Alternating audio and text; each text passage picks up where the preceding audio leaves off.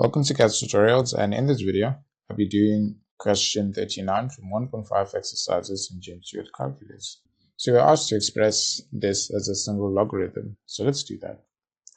So first, I'm going to deal with this part where we have a number multiplying the ln.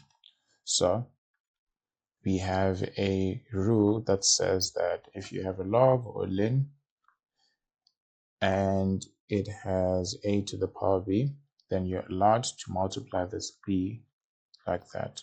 So this is what we have. We're just going to take it back to that form. If you do that, we're going to have ln of 10 plus ln of 5 to the power 2. This is 25. All right.